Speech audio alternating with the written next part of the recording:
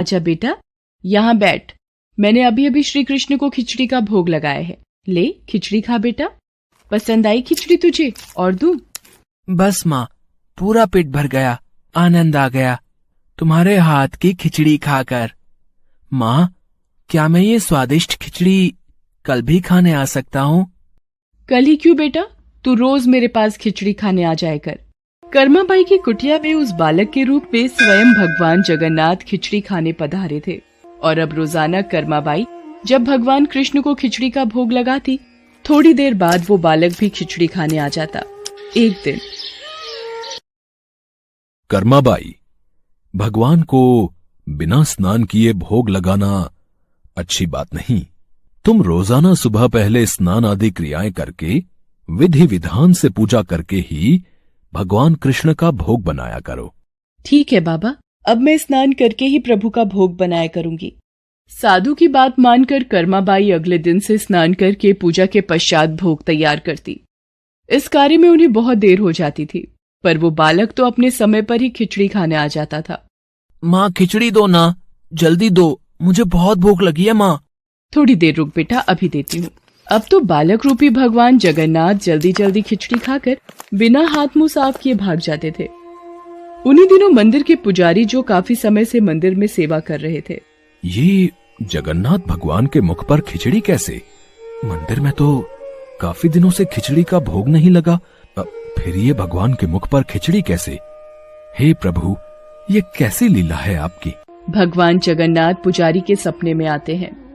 मेरी भक्त कर्माबाई, जो जगन्नाथपुरी में ही रहती है, वो बहुत ही प्रेम भाव से सुबह उठकर बाजरे की खिचड़ी का भोग लगाती है।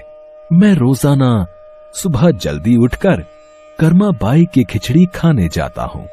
मुझे कर्माबाई के हाथ की खिचड़ी बहुत पसंद है। पर एक साधु ने उसके पास आकर सुबह स्नान और पूजा के बाद विधि विधान से भोग लगाने का बोल दिया है।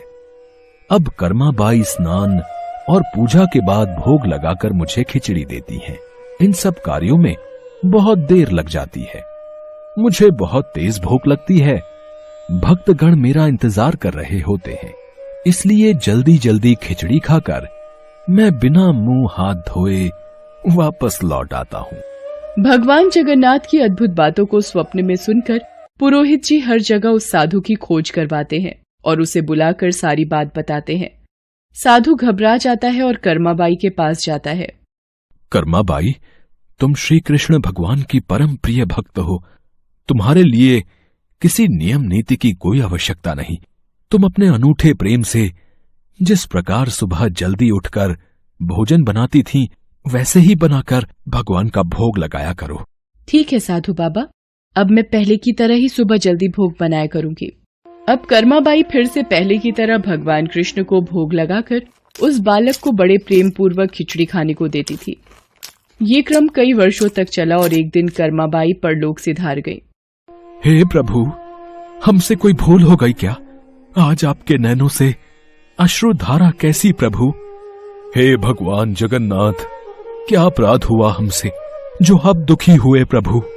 उसी रात भगवान जगन्नाथ राजा और पुजारी के स्वप्न में आते हैं और बताते हैं कि उनकी भक्त कर्माबाई इस लोक से विदा होकर भगवान में विलीन हो गई हैं। अब उन्हें सुबह सवेरे बाजरे की खिचड़ी कौन खिलाएगा, यही उन्हें दुख है। अगले दिन पुजारी जी, जो स्वप्न आपने देखा वही स्वप्न मुझे दिखाई दिया। भगवान जगन्नाथ की प्रिय भक्त कर्माबाई अब इस लोक से विदा हो गई है। मैं चाहता हूँ आज से हर सुबह भगवान जगन्नाथ को कर्माबाई के नाम से बनाई बाजरे की खिचड़ी का भोग लगा करेगा, जिससे भगवान को कर्माबाई की कमी न महसूस हो। जी महाराज, अब से ऐसा ही होगा। उस दिन के बाद से कहते हैं कि भगवान जगन्नाथ को हर सुबह बाजरे की खिचड़ी का भोग लगाया जाता है। कर्माबाई के नाम की बाजरे की खिचड़ी के भोग से आज भी इस प्रथा को निभाया जा रहा है।